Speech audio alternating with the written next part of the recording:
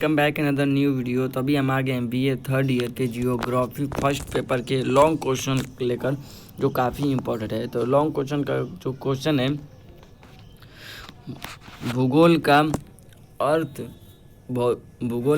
एवं विषय क्षेत्र की विवेचना कीजिए। ये आपका क्वेश्चन है कि भूगोल का अर्थ एवं विषय क्षेत्र की विवेचना कीजिए। तो आइए देख लेते हैं।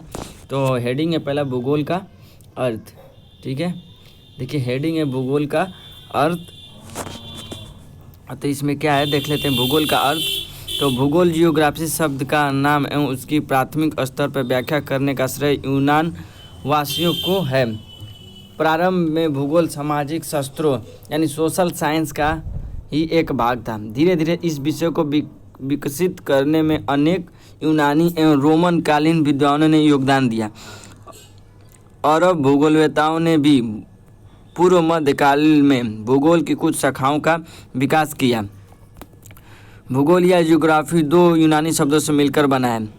जियो का अर्थ है पृथ्वी और ग्राफी का अर्थ है लिखना या वर्णन करना। अतः सामान्य भाषा में भूगोल वह विज्ञान है जो पृथ्वी के धरातल का वर्णन करता है। आरंभ में भूगोल विषय के अंतर्गत पृथ्वी के धरातल स्थानों एवं क्षेत्रों की स्थिति तथा प्रधान भौतिक एवं सांस्कृतिक तत्वों का अध्ययन मात्र किया जाता था, परंतु धीरे धीरे भूगोल विषय से संबंधित अनेक पक्षों का विकास किया गया। प्रमुख भूगोलवेताओं के अनुसार पृथ्वी का अर्थ केवल उसके धरातल तक ही सीमित नहीं है, अपितु इसके अंतर्गत पृथ्वी के ऊपर की एक पतली वायु पेटी तथा पृथ्वी का भीतरी भाग भी सम्मिलित है। भूगोल की परिभाषा।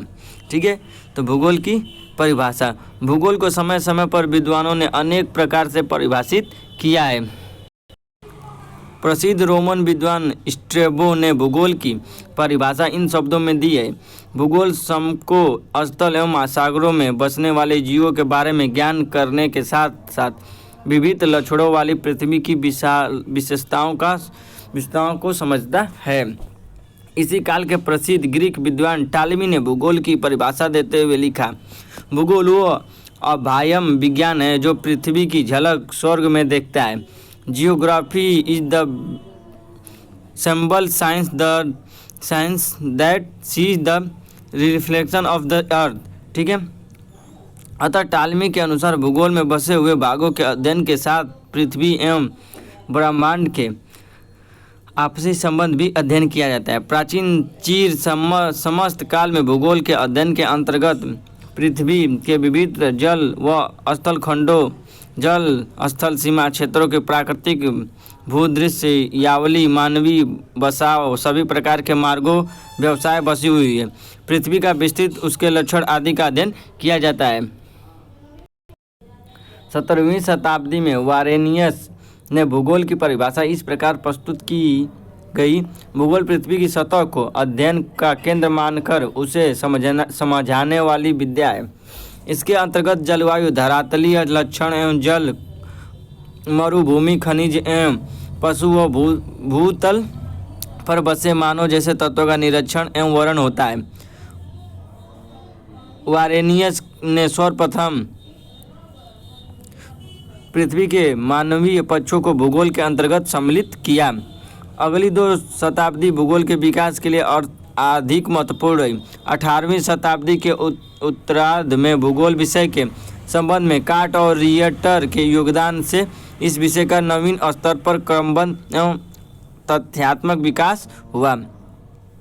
प्रसिद्ध विद्वान और दर्शन शास्त्र के जनक इमैनुअल कांट ने भूगोल की परिभाषा इस प्रकार दी है, भूगोल भूतल का अध्ययन है। यह भूतल के विभिन्न भागों में पाई जाने वाली विविधताओं की पृष्ठभूमि में की गई व्याख्या है। इसमें सभी घटनाओं के मध्य जटिल एवं क्रियाशील संबंध अथवा अंत संबंध की ओर विशेष रूप से ध्यान दिया जाता है, क्योंकि क्रियाशील संबंध ही महान एकता या पार्थिव एकता का अंग है। काट की परिभाषा में भूगोल विषय के अध्ययन का आधार भूमंडल है, जो एक संपूर्ण इकाई तथा उस पर पाई जाने वाली विविधताओं से अंतर संबंध स्थापित करता है। काट ने भूगोल को कई शाखाओं में विभाजित किया है।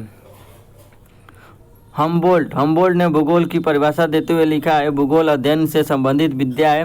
अन्य सभी वास्तविक विज्ञान, चाहे वह प्राकृतिक हो अथवा जैविक हो, सब पृथ्वी की घटनाओं से संबंधित होते हैं। ऐसे विज्ञान व्यक्तिगत रूप में पशु, वनस्पति, अन्य ठोस पदार्थ, जीवावशेष की बनावट एवं प्रक्रिया का ही अध्ययन है, जबकि भूगोल का संबंध में उपयुक्त सभी वस्तुओं एक साथ संबंधित रूप, जैसे कि वह किसी क्षेत्र में समानतः पाई जाती है, के वर्णन का अध्ययन से है।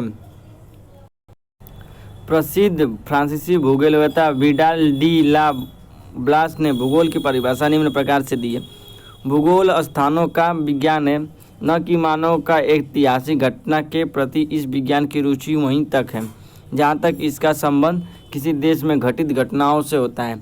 इसके अभाव में देशों के गुण एवं संभावनाएं सुस्पष्ट अथवा अपूर्ण रहती हैं। इस प्रकार 20वीं शताब्दी तक भूगोल के अध्ययन में प्रदेश, क्षेत्र तथा उनकी व्याख्या महत्वपूर्ण भाग बन गए थे।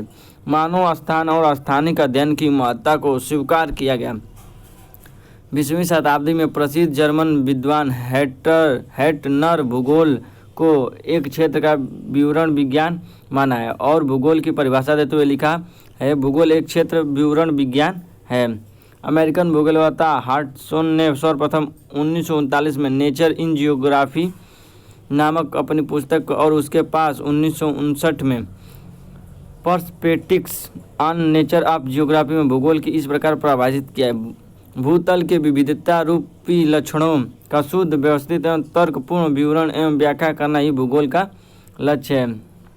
तो फ्रेंड्स, बस यहीं पर क्वेश्चन समाप्त होता है। आते हैं अपने अगले क्वेश्चन के तरफ। चैनल पर पहली बार आएंगे तो वीडियो को लाइक एंड चैनल सब्सक्राइब जरूर करिएगा, बेल आइकन को प्रेस कर दीजिएगा, जिससे आने वाले नए वीडियो की नोटिफिकेशन आपको तुरंत मिल सके।